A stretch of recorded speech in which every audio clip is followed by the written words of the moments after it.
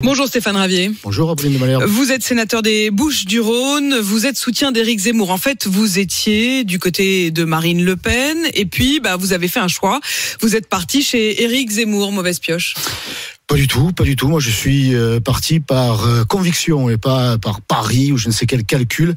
Et ces convictions, je les garde. C'est la raison pour laquelle je reste un soutien indéfectible d'Éric Zemmour. Mais vous voterez Marine Le Pen?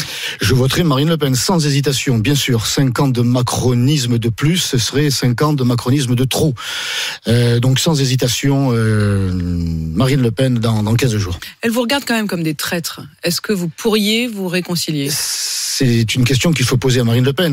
C'est un petit peu son défaut, ça, que de voir des traîtres partout et d'avoir une attitude d'exclusion plutôt que de rassemblement. Donc là, il va falloir quand même qu'elle change d'attitude et qu'elle ouvre les bras si elle veut obtenir plus de 50% dans 15 jours. Le Monde rapporte des propos que vous auriez tenus. Le Rassemblement national est un parti à l'agonie, une coquille vide.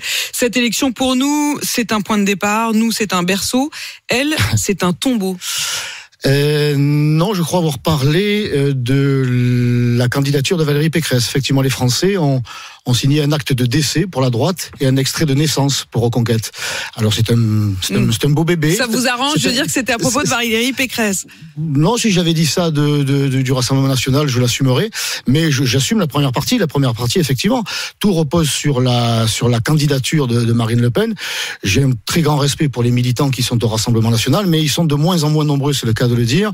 Et je les connais bien. Et les adhérents, il en reste quelques milliers. Les cadres, il y en a toujours aussi peu. Et je dirais même de moins en moins. Donc, cela repose essentiellement, pour ne pas dire exclusivement, sur Marine Le Pen. Tout se jouera, l'avenir du Rassemblement national, dans 15 jours. Vous n'avez pas l'air de croire qu'elle peut gagner? Si, elle peut gagner, bien sûr, si à une condition, c'est qu'elle rassemble et qu'elle tienne ses promesses. Elle a exprimé sa volonté d'interdire le voile islamique sur la voie publique. On verra si elle tient bon ou si elle répond à un électorat mélenchoniste qu'elle a décidé de draguer. Ça veut dire que vous avez l'impression qu'elle ne va pas faire de concessions en votre direction.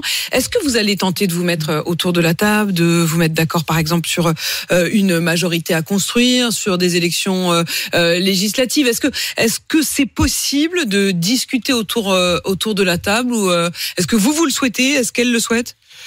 Je l'ai dit, Marine Le Pen doit s'inscrire désormais dans une démarche de grand rassemblement. 50% des Français, cela nécessite, 51 même, cela nécessite que l'on sorte un petit peu de son camp, de son précaré, et que l'on accepte les sensibilités qui ne sont pas nécessairement les siennes. C'est à elle qu'il faut poser la question. Nous, en tout cas, Éric Zemmour a été très clair.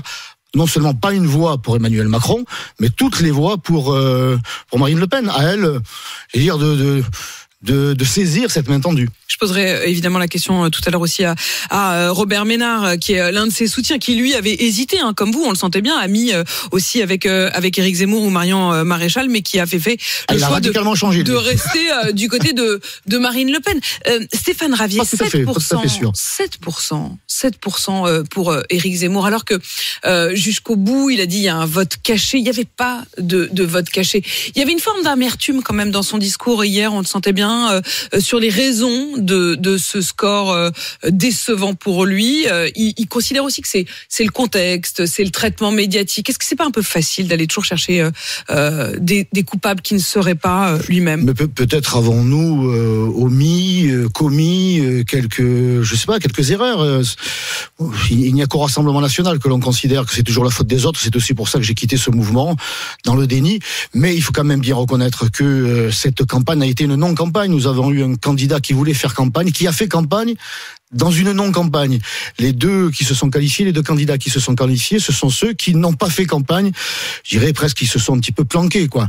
Et puis, l'Ukraine nous est tombée dessus. Et cette campagne, ces 3 dernières semaines de campagne sondagière ou sondagique, qui a convaincu beaucoup d'électeurs potentiels d'Éric Zemmour, finalement, allez, on va quand même voter Marine Le Pen parce que c'est celle qui est la mieux placée. Sans conviction, je dirais, il y a manqué le cœur. Ça nous laisse quand même, un avenir certain dans 2 mois, à l'occasion des élections législatives, parce que ça ne sera pas du tout la même élection. Mais ça veut dire quoi, ça, quand vous dites à l'occasion des élections législatives? Ça veut dire que vous pourriez avoir vos candidats, que Marine Le Pen ait ses candidats et que vous vous affrontiez au fond?